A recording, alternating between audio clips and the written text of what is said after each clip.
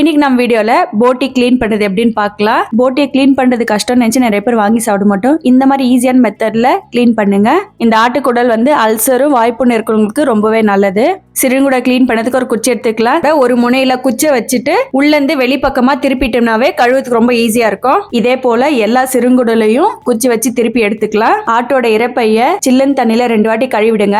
அதுக்கப்புறமா பவுல்ல சேர்த்து கொதிக்கிற தண்ணி ஊத்தி 2 நிமிஷம் ஊற வச்சுட்டு மேல இருக்கிற தோலை பிரிச்சு எடுக்க ரொம்பவே ஈஸியா இருக்கும். இது போல நீங்களும் சுடுதண்ணில் ஊற வச்சு கிளீன் பண்ணிடுங்க. கொஞ்சமா மஞ்சத்தூளும் உப்பு சேர்த்து நல்லா கழுவி எடுத்துக்கலாம். நம்ம கிளீன் பண்ணி வச்சுக்கிற இறப்பை, சிறுங்குடல், பெருங்குடல் எல்லாத்தையுமே ஒரு பவுல்ல சேர்த்துட்டு நல்லா கொதிக்கிற தண்ணியில ஒரு 2 நிமிஷம் போல நல்லா கொதிக்கச்சு எடுத்து சின்ன சின்ன பீஸா கட் பண்ணி குழம்பையோ கிரேவியோ இல்ல ஃப்ரையோ பண்ணி செஞ்சு சாப்பிடலாம். இதே போல ஈஸியான மெத்தட்ல குடல் பெப்பர் ஃப்ரை பண்றது எப்படின்னு வீடியோக்கான லிங்க் ஃபர்ஸ்ட் கமெண்ட்ல பின் பண்ணி வச்சிருக்கேன். கண்டிப்பா மறக்காம எல்லாரும் போய் பாருங்க. ரொம்பவே ஈஸியா இருக்கும். இந்த வீடியோ உங்களுக்கு பிடிச்சிருந்தா லைக் பண்ணிட்டு நம்மளோட சேனலை சப்ஸ்கிரைப் பண்ணி வச்சுக்கோங்க.